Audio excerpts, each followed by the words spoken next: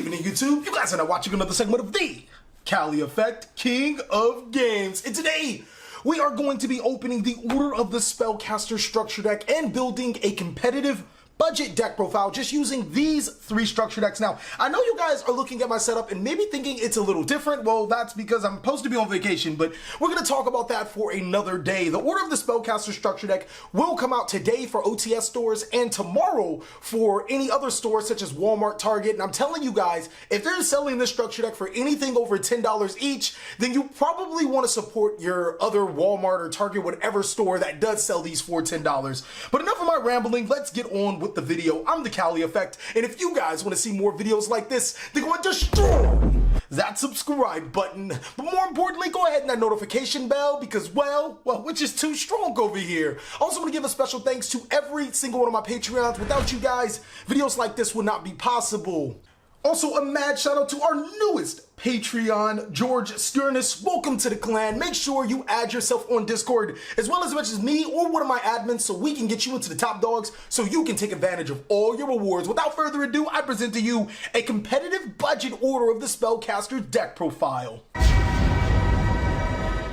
Alright, ladies and gentlemen, so looking at the Order of the Spellcaster structure deck, it actually has some really interesting reprints. One I would like to point out is Spellbook Magician of Prophecy. The next one, let me see if you guys can see that. I don't know if you guys can see that, but one of them is being Spellbook Magician of Prophecy. The next one is the, where's that card? Pot of Desires, and as well as Duel and Lockbird in here. There's some really awesome reprints. So even if you guys aren't just building the structure deck, the reprints are definitely worth the buy. So opening up, we're gonna open up one of these bad boys and see exactly what do we get.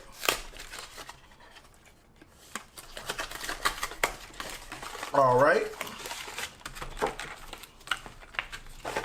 So the Order of the Spellcaster structure deck playmat actually looks pretty cool. I wish they would make this into a real rubber mat, possibly even a cloth mat. That would be pretty decent. I do like the way it looks, but obviously I would not be playing on this because it doesn't offer the level of protection that the other mats do. So we're going to stick to the 2009 championship mat that I got from our boys at Cardzilla in California. So opening up into the structure deck, woo,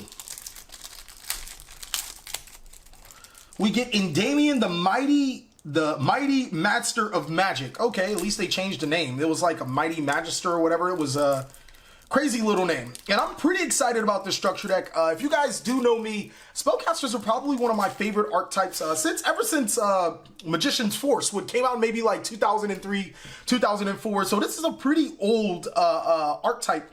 And basically what Endamian does, he is the boss monster of the deck. Let me go ahead and try to zoom in so you guys can get a better view. Okay, so that's as far as the zoom is going to go. He is the boss monster of the deck. Off the top of my head, you can remove 6 spell counters to summon them to your side of the field. Then you destroy cards on your opponent's side of the field up to the number of cards you control with spell counters on them. And then you distribute spell counters on your side of the field. So when you're making a budget profile, I got to go ahead and open up these other ones. I'm pretty confident I would play 3 copies of this card just because it's so powerful. It allows you to do so much. It's the boss card. I mean, its monster effect is actually pretty good too.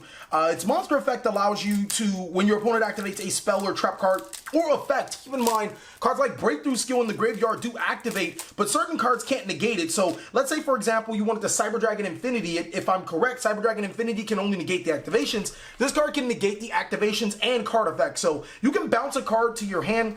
Is it bounce a hand? Let me make sure. When an opponent activates, yeah, you can return 1 card you control with a spell counter on the field to the hand. So you can basically bounce it to your hand to negate the activation and destroy it. So, and Endamian is a really powerful card. And not to mention that when this card has spell counters on it, it can't be targeted or destroyed by your opponent's card effects. So, yeah, I'm pretty excited to give you guys possibly a how-to-play series of this, basically teaching you the essentials, the basics of this Endamian deck, and everything you guys need to know about playing it. So go ahead and like this video up if you guys want to see a video like that, where we show you the Endamian basically deck, and as well as everything that could be played in it and everything that you need forward. So we're definitely going to play 3 copies of Endamian, the Mighty Master of Magic. And then from there, we have Reflection Endamian, which allows you to special summon one from your hand. This is the girl that allows you to special summon one from her hand, and then when she's summoned, she allows you to bounce cards on the field, to bounce a card on your opponent's side of the field, and then of course distribute those counters. We're only going to play 2 copies of her.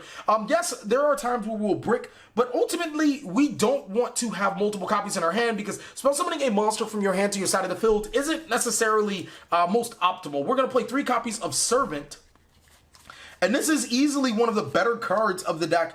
She allows you to special summon one of the Endamian monsters with 1,000 or less attack from your deck to your side of the field. And her monster effect allows you to, well, what does it do? It gains a counter when it attacks. You can discard 1 card, place 1 spell counter on each card you control that you can't place a spell counter on. If this card in the main monster zone is destroyed, well, guess what? You can place it right into your extra deck.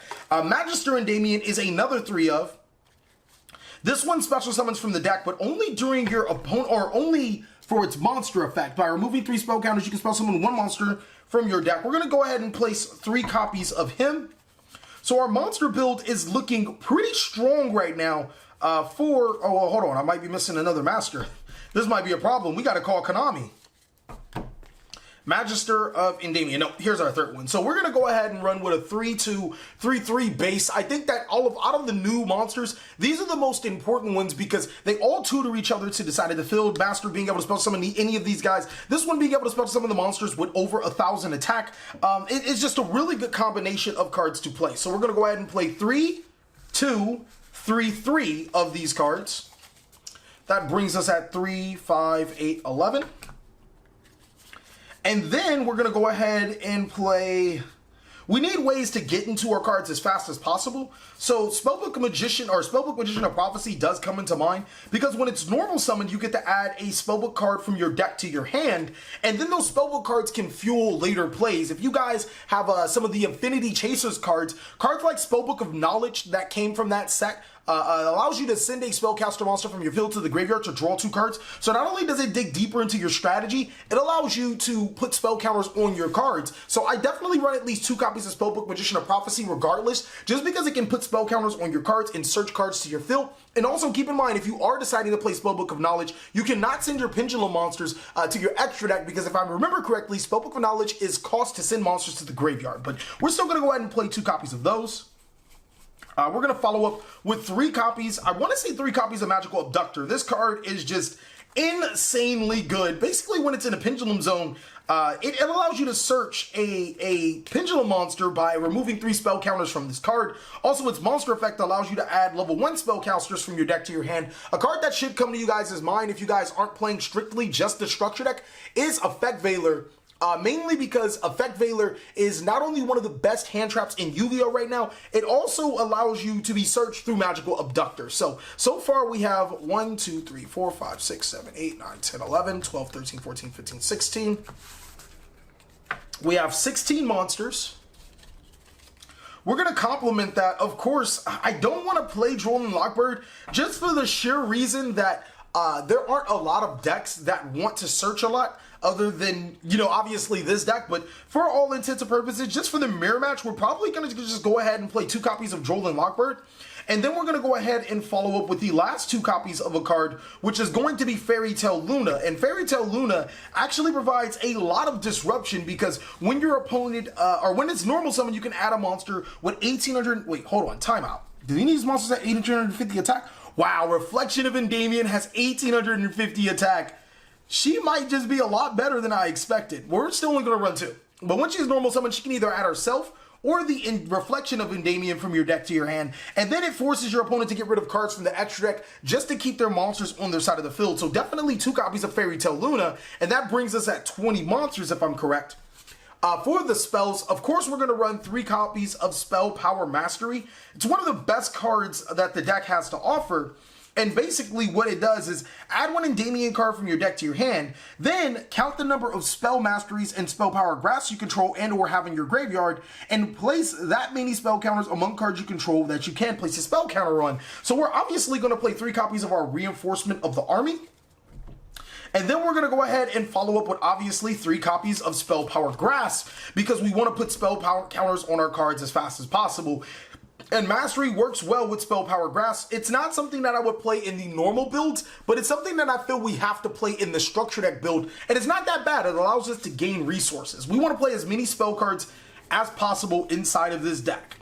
So next is Endamien's Lab. And what this card says is this card names because Magical City of Endamien while it's in the spell and trap card zone. Each time a spell card is activated, place 1 spell counter on this card. When that resolves, once per turn after damage calculation, if your spellcaster monster is destroyed by battle, you can remove 6 spell counters from your field, special 1 level 7 or higher spellcaster monster from your hand or deck. Now the only reason why this card would be decent is because it's treated. Why does every time it feels like I'm like not centered? But the only reason why this card is decent is because it treats itself as magical Endamien while on the field. Other than that, I really don't think I would play it at all. I don't think it has a great effect, even though it does have a pretty decent effect of allowing you to spell summon a spellcaster monster when it's destroyed by battle. But a lot of times battle just don't happen. A lot of players will just either run around this or just make a way to like make Nightmare Phoenix and blow it up before they start popping off with their plays. But it does hold spell counters, so it's like it's okay. Ultimately, I would not be playing it. Of course, we're going to play the Spellbook of Secrets, and please don't tell me, oh wow, that's it? Huh.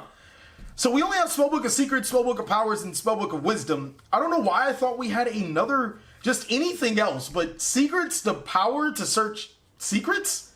That doesn't feel too great. I don't know about you guys, but I definitely consider dropping the Spellbook engine until you guys get something like Spellbook of Knowledge. Again, I apologize. I don't know why I keep putting it down to the corner, but I would definitely consider dropping this because I don't think that this is enough. Yes, this gets you, your normal summon gets you a search card, which gets you a power-up card, but I mean, I don't think that that's worth it. So I definitely put the entire Spellbook engine off to the side, and this is what we would have for spells right now. We're obviously going to be forced to run 3 copies of Endamien. Not that it's a bad card, but and I guess in other builds, we really wouldn't be looking at Endamien like the card that we need to play.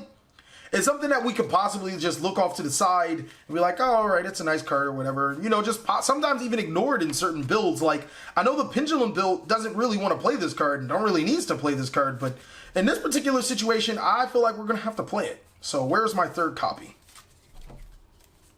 Here it is. So we have our 3 grass, 3 that. We're obviously going to need our 2 copies of Magical City Endamien through Terraforming. And then we're going to go ahead and run not 1... but 2 copies of Pot of Desires. This card is the freest card in the deck. I probably would run 3 copies now that I think about it. But this set is actually, it's pretty decent. I really, there's some cards obviously that I don't think that aren't as good. And then there's other cards where it's like, we kind of have to run those. So this 1, 2, 3, 4, 5, 6, 7, 8, 9, 10, 11, 12, 13. Duel Pass says, target 1 spellcaster effect monster in your graveyard, add it to your hand. We're just going to play 1 copy of that. Okay, so right now, I've been at a little bit of an impasse right now. It's just, a lot, I don't want to say any of these cards are bad, but at the same time, we are in a bind. I'm probably just going to bump the Desires up to 3 because, again, it's another one of those free cards. And then we'd ultimately bump the Reflection of Endamien up to 3. That would make us have more monsters and less times for Pot of Desires to actually mess us over. We can drop the Spellbook of Prophecy, but we're going to bump the Fairy Tale Luna to 3. Where is that Fairy Tale Luna? We're going to bump Luna up to 3, mainly because it's another one of those great cards as a searcher. It's one of the better normal summons. And just being able to put spell counters on our cards is going to be insanely. So right now, we have 3 Endamien Mighty Magister, 3 Inflection Endamien, 3 Magister Endamien, 3 Servant of Endamien, 3 Abductor, 3 Luna, and 3 copies of Droll and Lockbird. And the reason why we're playing 3s of everything is because we're obviously playing Desires, and you need to play as many copies of a card as possible when you are playing Desires. So 1, 2, 3, 4, 5, 6, 7, 8, 9, 10, 11, 12, 13, 14, 15, 16, 17, 18, 19, 20, 21. 22, 23, 24, 25, 26, 27, 28, 29, 30, 31, 32, 33, 34, 35, 36.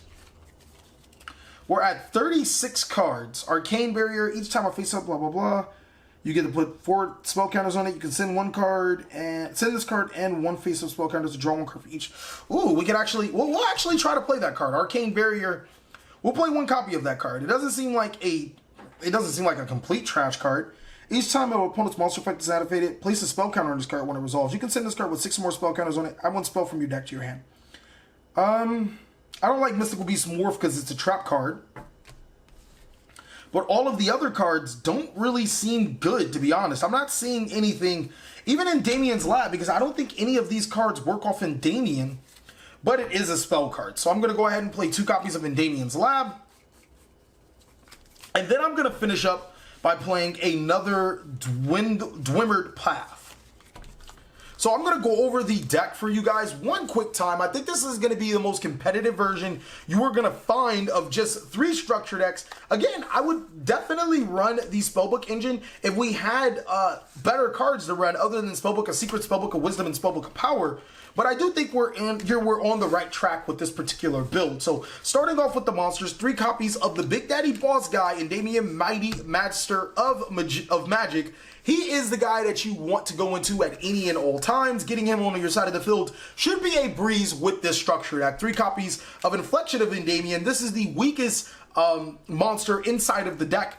That is your new cards, but it does allow you to get so many things off. It allows you to unbrick your hands, and on top of that, it does provide a little bit of disruption. 3 copies of Magister of Damien. This guy is just as powerful as the other Damien, but it does have a little bit of its drawbacks. We also play 3 copies of Sermon of Damien. This is the go-to card. I'm kind of upset that it isn't a hollow card inside of the structure deck, but nonetheless, this is the best new Damien card other than the boss monster.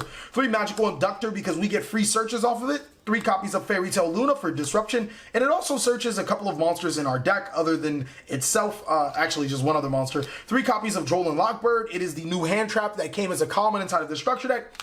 3 copies of Spell Power Mastery to not only search our Damien cards, but put spell counters on cards. Spell Power Grasp pretty much does the same thing and combos really well with Spell Power Mastery. 3 copies of Magical Citadel of Damien. Getting spell counters has never been so much easier with playing these 6 cards. 2 copies of Terraforming to get Damien faster. Arcane Barrier because we really couldn't find room for anything else. 2 copies of Damien's Lab because that's where the deck starts to get a little bit bad. I'm not even going to lie to you guys. It's not an amazing card, but I guess it does what it does. 3 copies of Pot of Desires.